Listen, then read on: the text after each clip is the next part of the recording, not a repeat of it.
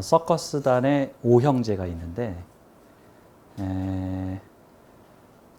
첫 번째서부터 아주 기가 막힌 내공, 뭐 줄타기, 밧줄타기, 불쇼, 호랑이 다루기, 뭐 저글링 다 해. 근데 그 중에서 가장 소심하고 아직 숙련이 덜 된 막내가 있어. 막내가. 근데 이제 첫째나 둘째는 가장 어려운 내공을 소화하기 때문에 한번 공연하고 나면은 한동안 동굴 가서 쉬어야 돼요. 셋째나 넷째는 중간 정도 난이도의 재주를 부리기 때문에 뭐 좀 자주 나타날 수는 있어. 하지만 히든 카드는 첫 번째나 두 번째 형제가 재주를 부려. 막내는 뭘 하냐 하면 손님들을 서커스 무대에 모아놓고 지금부터 저희 서커스 공연에 와주신 것을 감사드립니다. 지금부터 첫 번째 쇼인 불쇼를 선보이겠습니다. 큰 박수로 모시겠습니다.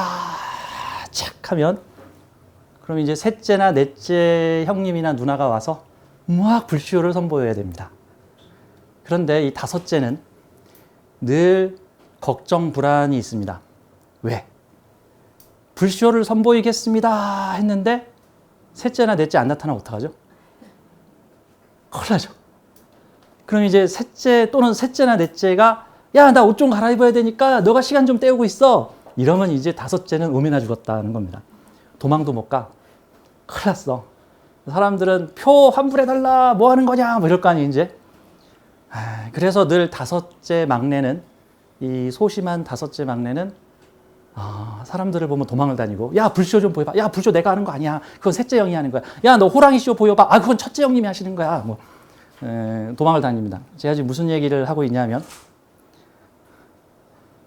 방금 5분 전에 여러분들은 다섯째가 여기 앉아서 한숨을 푹푹 쉬고 있는 걸 보셨습니다. 넷째나 셋째 안 나오면 어떡하지? 하고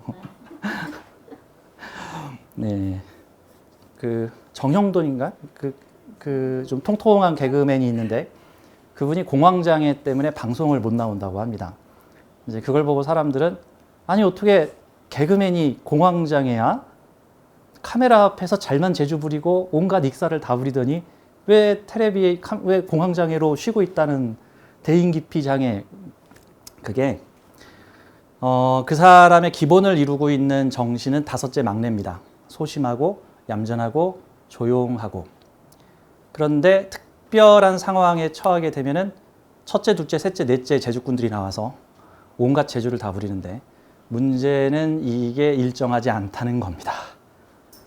그래서 배우들이 첫째, 둘째, 셋째, 넷째의 자신의 내공 잠재력 속에 숨어있는 신기가 막 돌출돼서 막 재밌는 쇼를 보여줘야 되고 강의를 해야 되고 뭐 사람들 앞에 재롱을 부리고 연기를 펼쳐야 되는데 그게 안 나올까 봐 다섯째들은 노심초사를 하고 종종 그래서 연예인들 중에 공황장애로 연기를 쉬는 경우들이 많습니다. 그게 무엇을 상징하고 있냐면요. 저도 마찬가지고 저도 평소에는 아주 얌전하고 소심한 다섯째가 저를 차지하고 있습니다.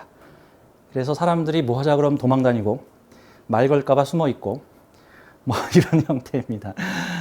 모임 자리에 가면 저는 한마디도 말도 안 하고 있어서 호신쌤이 어디 뭐 저기 기분이 안 좋은가? 그게 아니라 그게 제 평상시 모습. 그러니까 서커스단은 주로 다섯째가 항상 지키고 있습니다. 특별한 공연을 할 때만 힘을 집중하여 셋째나 넷째, 정말 하이라이트일 때 첫 번째, 둘째 형님이 나오십니다. 여러분 안에는 다섯째도 있고 셋째도 있고 첫째도 있습니다. 여러분들 안에는. 사실 5명만 있겠습니까? 뭐 잘 세보면 한 500명도 있을 겁니다. 잘 세보면 한 500명도.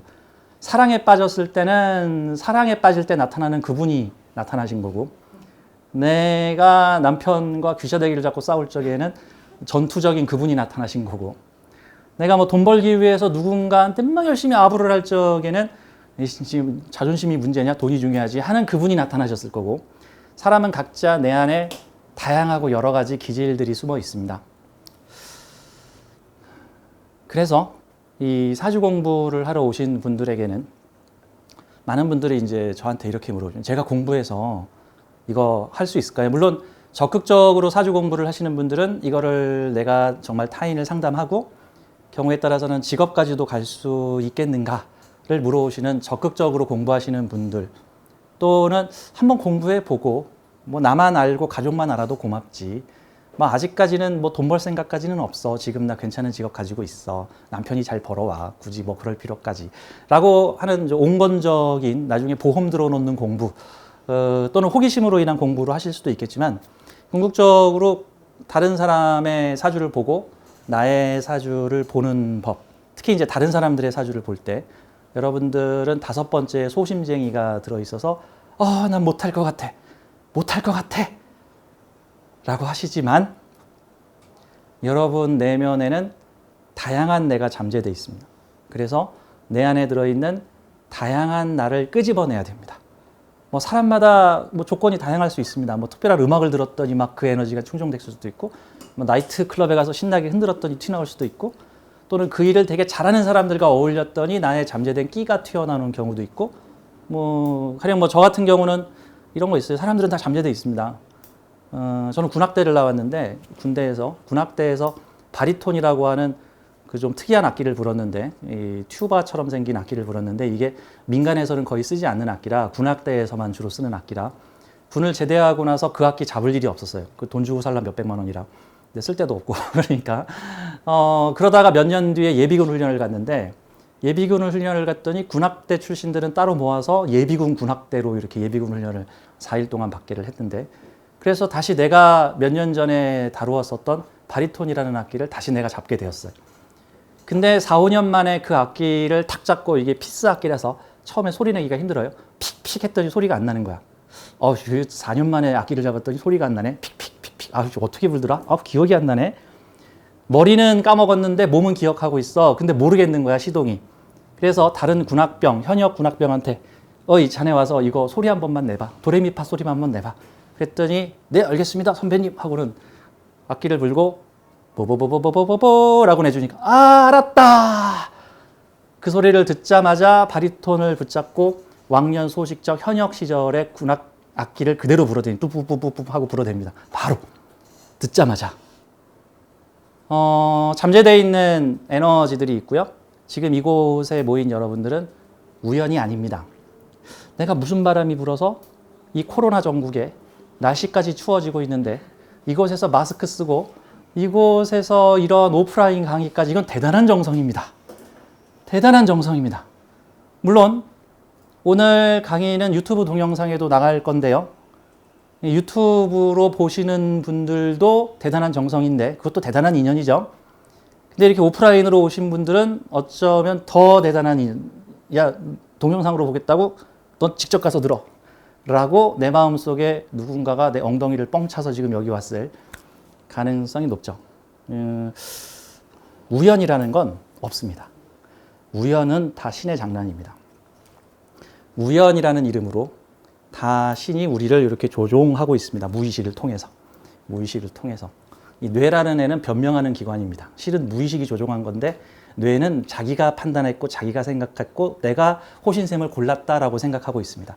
이 선생님 저 선생님 강의 다 들어보니 호신샘이 나하고 맞네 라고 판단 내렸다라고 내 표면의식이 생각하고 있지만, 실은 무의식이 야, 넌 내가 지정해주는 선생님한테 가서 공부해 라고 여러분들은 지금 저하고 인연줄이 같이 맺어져서 이곳에 가서 같이 공부를 하십니다. 물론 동영상으로 보시는 분들도 마찬가지죠. 그래서 오늘 특강인데요.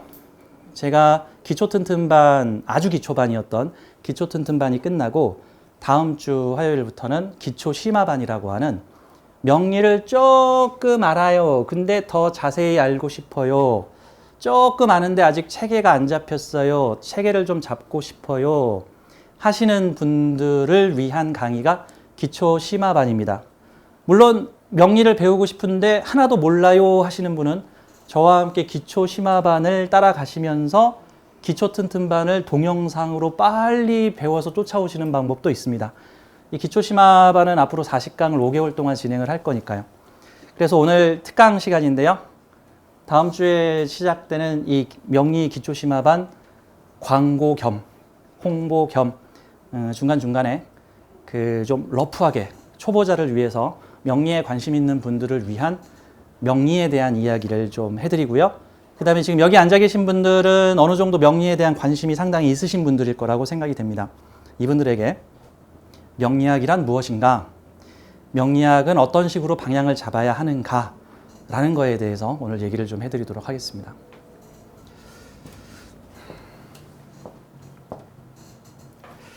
기초 튼튼반에서는 천간, 지지, 생극, 재화, 형충, 회합, 십성, 심리, 십성, 조합 이런 이제 명리의 기본적인 것을 배웠는데요. 이제 기초 심화반에서 주로 배우는 내용은 간지 해석, 육식갑자 간지 해석. 근데 이 육식갑자 간지 해석을 디테일하게 하려면은 12운성을 접목시킨 간지 해석. 그래서 이 기초 심화반은 사주를 번역하고 해석하는 간지 해석론에, 종합 간지 해석론에 초점이 맞추어져 있습니다. 그러니까 여러분들이 사주의 8글자를 보게 되면은 보통은 형식 분류를 많이 해요. 뭐 격이 뭐고, 뭐 정관이 몇 개 있고, 편관이 몇 개 있고, 모가 몇 개 있고, 간목이 몇 개 있고, 또는 이제 대부분 사주를 잘 모르시는 분들은 겉핥기로 좀 어떻게 쉽게 배워볼까 해서 주로 신살 계열로 사주를 보시려고 하는데, 이 신살 계열들이 이 문제는 생사람을 너무 많이 잡기 때문에 뭐 도화살, 뭐 역마살, 뭐 백호, 대살 이걸만 가지고 사주를 판단을 하려고 하면은 생사람을 엄청나게 많이 잡아요. 생사람에 그 일종의 이 무슨 살 이거 양념 같은 건데 설탕 들어가면 다 달까요? 김치에도 설탕 들어가요. 김치는 다른 게 중심이에요? 아니죠. 원래 김치는 매콤 쌉싸름한 맛이 중심이고 너무 매콤 쌉싸름할까 봐 살짝 단맛을 정해주기 위해서 설탕 들어간 거죠. 근데 김치에 설탕 들어갔다고 김치는 단 음식이다 규정하면은 헛다리 짚죠. 사주를 볼 때도 뭐 도화살, 뭐 역마살, 백호, 대살, 뭐 양인살, 비인살 이것만 가지고 사주를 단정적으로 해석을 해버리면 문제가 많이 생깁니다. 그래서 보통은 이런 신살 계열은 기본적으로 사주의 구조를 이해하여 사주의 중심 스토리를 잡은 다음에 거기에 양념처럼 추가하는 게 신살이죠. 그런 부분이라고 보시면 되죠. 그래서 저하고 이 기초 튼튼 이후에 이 기초 심화반에서는 사주의 뼈대와 중심을 잡고 해석을 할 거예요. 해석.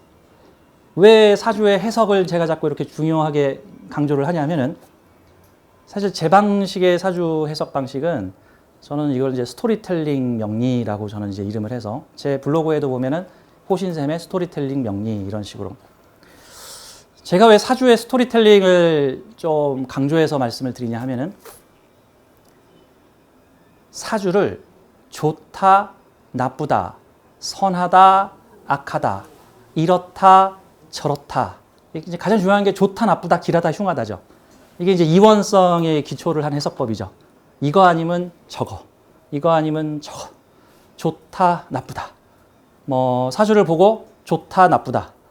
부모 복이 있다, 없다. 자식 복이 있다, 없다. 남편 복이 있다, 없다. 재물 복이 있다, 없다. 관 복이 있다, 없다. 라고 이렇게 이제 해석을 하게 되는데, 물론 이게 낮은 차원에서는 상당히 뭐 쉽고 명쾌한 방법이긴 해요. 어떻게 보면 재성적 분류법이라고 볼 수 있겠죠. 이렇게 좋다, 나쁘다라고 분류를 하는 게. 그런데 사주의 본질을 해석하는 데 있어서는 많은 오류가, 그러니까 사주를 좋다 나쁘다만으로 판단할 수 없는 뭔가 더 깊은 게 있다라는 거죠. 뭔가 더 깊은, 우리 아버지가 나한테 용돈을 많이 준다. 아버지는 좋은 사람. 용돈을 적게 준다. 우리 아버지 나쁜 사람. 뭐 이렇게 판단할 수 있을까? 그것만 가지고는 알 수 없죠. 용돈 너무 많이 줘서 내가 패가망신했을 수도 있고, 용돈을 아쉽게 주어서 나에게 자생력을 키워줬으니까 결론적으로는 좋은 아버지일 수도 있고, 뭐 이런 느낌이라고. 어머니가 치맛바람으로 나를 대학으로 보내줬는데 어머니 없이는 내가 아무것도 못하겠더라. 뭐 이럴 수도 있는 거고. 그럼 어머니의 치맛바람은 좋은 걸까 나쁜 걸까? 단기적으로는 좋은 일인데 장기적으로는 안 좋은 일일 수도 있고. 그래서 사주를 좋다 나쁘다라고 하는 판단이 아니라 이 사주는 무슨 미션을 가지고 무슨 환경 속에서 무슨 체험을 해보려고 온 사주인가, 이게 영혼의 미션인가 라는 주제로 접근을 하면 저는 보다 사주에 대한 이해, 다음에 사주에 대한 존중, 이게 더 커질 거다라고 저는 생각을 합니다. 그래서 저는 어떤 느낌이 드냐면은 지금 이곳에 앉아있는 우리 선생님들은, 저는 선생님이라고 부릅니다. 이곳에 앉아있는 선생님들은 일종의 영혼들의 방향을 알려주는 힐러, 그리고 위치와 의미를 알려주는 사람. 너의 이번 생의 의미는 어떤 거야? 이거 좀 거창해 보일 수도 있어요. 뭐 익숙해지면 괜찮겠지만, 거창해 보일 수도 있지만, 단순히 뭐 맞추고 하는 점쟁이를 떠나서 그 사람의 인생 방향성, 영혼의 계획을 알려주는 역할이라고 한다면 더 낫지 않을까라고 저는 생각을 합니다. 그래서 제가 사주를 보는 관점은 그런 관점이다라는 측면으로, 그래서 스토리텔링 해석을 좀 해야겠는데, 사실 저는 사주를 탁 보면은 머릿속에서 그냥 요즘에는 중간과정 생략하고 그냥 스팟하고 이 사주 뭐뭐뭐뭐 하려고 태어난 사주, 무슨 과정 거쳐야 돼, 뭐 이런 것들이 머릿속에서 탁 나오는데, 문제는 여러분들이 스팟 하려면 시간이 좀 걸리시기 때문에 저는 그 스팟의 내용을 세부적으로 훑어서 여러분들도 그거를 풀이할 수 있는 방법들을 계속 연습을 해드리게 할 겁니다. 해드리게. 그래서 간지 해석이 필요해요. 그러면 기본적으로 지금 이 사주가 뭘 하려고 왔는지 모르겠는데, 뭐 좋다 나쁘다는 둘째 치고, 그러니까 이게 뭐 하는 사주인데 이럴 수 있단 말이죠. 근데 그거 해석하려면은 이제 우선 십성, 뭐 천간지지, 뭐 천간의 의미와 지지의 의미를 알면 좋고, 좀 더 디테일하게, 좀 더 자세하게 알려면은 좋다 나쁘다, 뭐 강하다 세다를 12등분으로 나눈 12운성법이라는 게 있습니다. 천간의 의미를 12단계로 분류를 했고, 크게는 이게 4단계로 분류를 했어요. 크게 4단계인데 한 단계마다 3단계의 세부적인 게 있어서 12단계로 구분한 이 12운성 포태법을 도입을 하면 보다 정밀하게 사주의 간지를 해석해 볼 수 있다. 근데 사주에는 간지가 한 개 있는 게 아니라 4개가 있어요. 연주, 월주, 일주, 시주. 그래서 4개의 기둥주를 써서 4개의 간지로 8개의 글자를 돌리고 있어서 이 4개의 간지의 관계성, 그 관계성에도 12운성적 관계성이라고 해서 더 디테일해집니다. 기초 튼튼반에서는 이거를 단순히 십성론으로만 공부를 했는데, 이제는 십성보다 좀 더 정밀한 12단계의 자를 들이댈 수 있습니다. 물론 처음부터 저는 12단계로 들이대라고 하지 않아요. 그냥 4단계로만 들이댔어요. 4단계로만. 4단계. 12단계까지 말고 한 4단계 정도로만 분류를 해. 저 자전거 탈 때 36단 기어 자전거 있거든요. 근데 36단 기어 자전거나 저 4단 기어 자전거나 별 차이 없어. 어차피. 뭐 굳이 36단으로 조절할 필요 있나? 자전거 기어를? 제가 타는 자전거는 딱 3단으로만 조절돼요. 저기 경사길 올라갈 때, 평지 갈 때, 고속으로 달릴 때. 그거 3단으로만 구분돼도 내 자전거는 충분히 달려. 하지만 보다 디테일하게 갈리려면은 세부적인 구분도 여러분들은 알 필요가 있습니다. 자, 그래서 함께 이번 기초심화반에서는요, 12운성법을 배울 거고, 12운성법을 배우게 되면은 간지 해석법이 완벽해집니다. 완성이 됩니다. 사주를 탁 보면은 연주와 월주는 무슨 관계, 월주와 일주는 무슨 관계, 일주와 시주는 무슨 관계, 이 뜻은 나와 사회는 무슨 관계, 나와 먼 곳은 무슨 관계, 나와 내 개인적 뒷모습은 어떤 관계, 나와 가족은 무슨 관계, 나의 자녀와 나의 부모 사이는 어떤 관계, 나의 청년기와 나의 장년기는 어떤 관계, 나의 중년기와 나의 초년기는 어떤 관계를 알 수가 있죠. 그러면은 해석이 가능해. 저는 이제 가끔 그거를 구글 해석이다라는 식으로 이제 농담 삼아 얘기를 하는데, 뭐 구글 번역기에다가 영어 막 쳐내면 옆에 한글로 뭐라고 요즘 번역이 돼서, 요즘 번역기 성능이 엄청나게 좋아졌더라고요. 한 5년, 10년 전만 해도 이 컴퓨터 번역기의 성능이 참 이게 뭔 소리야, 무슨 5살짜리가 옹알대는 소리 같은 번역이 나왔는데, 요즘에는 번역기의 성능이 기가 막혀졌어요. 그래서 일단 이 사주를 번역해서 이야기를 만들어 보고, 그 이야기를 통해서 이 사주의 영혼적 의미를 파악하여 그 사주의 당사자에게 우리가 해줄 수 있는 다양한 조언들을 유추해낼 수 있는 것. 요게 현대적인 명의관법이다라고 저는 생각을 합니다. 근데 저희 서구당 관법이 무슨 뭐 생뚱맞은 뭐 어디서 뭐 희한한 방법을 가지고 와서 기존의 명리계와 뭐 괴리를 이루는 그런 방식 쓰지 않아요. 저희 서구당 관법은 기존의 명리관법을 함께 집합하여 이거를 효율적으로 분류하여 효율적으로 쓸 수 있게끔 만든 거지. 야, 기존의 관법 다 쓰레기야, 버려. 딱 이 방법으로 써. 새로운 방법 내가 비책을 알려줄게. 1,000만 원 갖고 와. 이런 거 아니란 말이죠. 이런 거 아니란 말이에요. 저는 가끔씩 목동 가져와. 내가 일주일 만에 가르쳐줄게 하시는 분들을 보면 나도 가서 배우고 싶다. 도대체 어떻게 하면 일주일 만에 사주를 다 할 수 있을까? 와, 저분은 무슨 매트릭스의 그 무슨 뭐 인공지능 막 지식지에 집어넣는 기계를 가지고 있는가 보다. 뭐 이런 느낌이 듭니다. 자, 공부의 지름길은 꾸준함입니다. 저하고 같이 꾸준하게 한 강의 한 강의를 따라가다 보면은 함께 가실 수 있습니다. 물론 지름길도 있는데요. 보통 지름길로 가면은 특정 사주는 잘 푸는데 나머지 사주는 잼뱅으로 못 푸는 현상들이 나와 버리기 때문에 같이 정도를 같이 걸어갈 겁니다.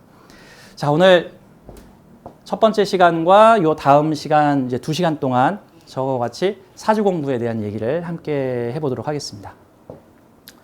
자, 우선 제가 12운성에 대해서라고 좀 설명을 해드릴게요. 이 12운성은 12운성 포태법이라고도 하고요, 뭐 절태법이라고도 하는데 다 같은 말이에요. 그냥 12운성법 뭐 이렇게 얘기를 하면 됩니다. 이 절태, 포태 뭐 같은 말입니다. 이 12운성은 활용된 게 역사가 조금 특이합니다. 이 12운성법이 주로 이제 현대에서 많이 사용되고 있는 관법이에요. 그러니까 이 적천수와 같은 고서 또는 자평진전과 같은 고서에는 12운성법에 대해서 자세한 언급이 잘 없습니다. 그런데 특히 적천수는 아예 12운성법에서 양포태법을 쓰고 음포태법을 쓰지 않아요. 이게 양포태, 음포태, 갑자포태 뭐 이제 이런 용어들은 제가 본 강의 시간에 이제 설명을 드릴 텐데, 이 12운성법과 관련해서는 학계의 주류 의견과 비주류 의견들이 몇 개가 더 있습니다. 저하고 함께 공부하실 것은 양, 포태를 함께 쓰는 포태법을 쓸 겁니다. 이게 주류관법을 배우게 될 거고요. 다만 비주류관법도 있다라는 부분에 대해서는 언급을 할 겁니다. 이 관법이 옳고 이 관법이 틀리다라고는 저는 얘기는 하지 않겠습니다. 하지만 제가 사용 검증해 본 결과, 실전에서 사용 검증해 본 결과, 지금 저희 서구당에서 사용하고 있는 이 12운성법이 저는 맞다고 확신을 하고 있기 때문에 비주류 관법에 대해서는 그냥 언급 정도만 하겠습니다. 제가 다른 관법 그거 쓰지 마세요. 그럼 또 그쪽에서는 또 서구당 거 쓰지 마세요. 또 이럴 수도 있으니까 저희 그런 거는 하지 않겠습니다. 그 12운성법은요, 그 양간의 12운성법과 음간의 12운성법이 알고리즘이 좀 달라요. 특히 음간이 거꾸로 돌아갑니다. 그래서 옛날 분들은 음포태법이라 그래서 음간의 12운성이 거꾸로 돌아가는 것은 도저히 이해할 수 없다. 우리의 논리로는 이해할 수 없다. 그러니까 음간은 따로 돌고 양간은 따로 도는 방식 쓰지 말고 그냥 음양을 같이 섞어서 하나로 돌자. 이제 그게 갑목과 을목을 한 덩어리로 같이 보는 겁니다. 그래서 갑목과 을목의 인묘지는 미토다. 그러면 미토를 만나게 되면 천간에 갑이고 을이고 간에 하여튼 목은 다 인묘된다라고 봐야 한다라는 게 그냥 퉁쳐서 하나로 보는 관법이고요. 음포태를 인정하지 않는 양포태법인 거고요. 다음에 아니다. 갑목은 미토에서 인묘하고 을목은 술토에서 인묘한다. 갑목이 죽은 자리에서 을목은 세 단계 더 간다. 을목은 술토까지 간다. 라고 보는 게 양포태와 음포태를 분리해서 사용하는 법인데 이게 더 디테일합니다. 그래서 저희 서구당에서는 이 주류 관법을 같이 쓰겠습니다. 이제 비주류 관법 중에 이게 비주류라고 말하면 또 그분들이 기분 나쁘실 수도 있는데 이제 또 다른 방법들도 있어요. 이제 음간 12운성을 또 다르게 해석하는 방식이 있습니다. 이제 그거는 나중에 공부하면서 같이 설명을 드리죠. 우리 맹기옥 선생님께서 이제 만들어서 새로운 12운성이라고 해서 이제 몇몇 명리가 선생님들께서 쓰시는 경우가 있다. 이제 참고는 하십시오. 근데 저는 그 맹기옥 선생님의 새로운 12운성법을 공부를 해봤는데 충분히 그 방식이 생기게 된 이론과 원리는 충분히 납득을 합니다. 충분히 납득을 해요. 다만 꼭 그 느낌은 기존의 12운성법의 음간 해석법에 약간 다른 음간 해석법을 조금 다르게 설명하면 되는데 굳이 체계를 샥 새롭게 바꿔버리는 것은 너무 좀 많이 나간 거 아닌가. 왜냐 기존 12운성법과 너무 충돌을 해버리기 때문에 뭐 이런 관점인 거죠. 자, 12운성 일단 이렇게 좀 설명을 드릴게요. 그냥 참고만 하십시오. 여러 방식들이 있다는 점에 있어서는. 그래서 같은 명리 선생님들이나 명리 학파 내에서도 12운성과 관련 형충회합이나 보통은 그 천간지지 뭐 또는 십성론에 대해서는 그다지 이제 의견이 차이가 안 나는데 명리계에서 가장 의견이 분분한 것은 용신법, 용신론이고요. 그래서 명리가 10명이 모이면 용신 얘기하면 쌈나요. 꼭 그게 정치 얘기하면 쌈나고 뭐 종교 얘기하고 쌈나고 하는 거랑 비슷하게 명리가 10명에서 용신 얘기하면 이게 용신이다, 이게 용신이다. 의지 이 자식이 너 명리 몇 년 배웠어 임마. 내가 화용신이라 그랬잖아. 이 화가 없는데 무슨 화용신이야? 금용신이지. 뭐 이런 식으로 이제 싸워요. 이제 그래서 명리가 10명이 모이면 용신 얘기하지 마시오. 이런 왜 100명이 100가지 용신법을 쓰고 있기 때문에. 근데 이제 제 강의에서는 아마 거의 용신이라는 얘기가 웬만해서는 안 나올 겁니다. 근데 굳이 용신이라는 얘기가 나오면은 자평진전법에 따른 용신법에 대해서 저는 얘기를 할 거예요. 근데 이게 자평진전법에서 이제 용신이라는 용어를 썼는데 이후에 이제 적천수에서는 그 월지에서 투출된 것을 용신으로 쓰지 말고 그냥 그 사주에서 가장 유용해 보이는 글자를 찾아서 그거를 용신이라고 하는 거. 꼭 저는 로마 카톨릭과 개신교의 차이 같은 꼭 느낌이 들어요. 로마 카톨릭은 본부에서 이러라 그러면 알겠습니다 하고 지사에서 다 이러는. 근데 개별 개신교회는 각자 목사님 취향에 따라 우린 이렇게 할란다, 우린 저렇게 할란다, 우린 이렇게 할란다. 약간 그런 느낌 같은 거예요. 그래서 명리계의 용신법하고요. 그 다음에 두 번째는 12운성론에 대해서는 명리계에서 의견이 분분합니다. 그래서 정통 12운성법을 쓰시는 분도 있고요. 그 다음에 12운성법을 쓰지 않는 분들도 있고요. 근데 이제 12운성법 쓰지 않는 분한테 너 왜 12운성 안 쓰냐? 안 배웠냐? 그러면 그분들 욱 하실 수가 있으니까.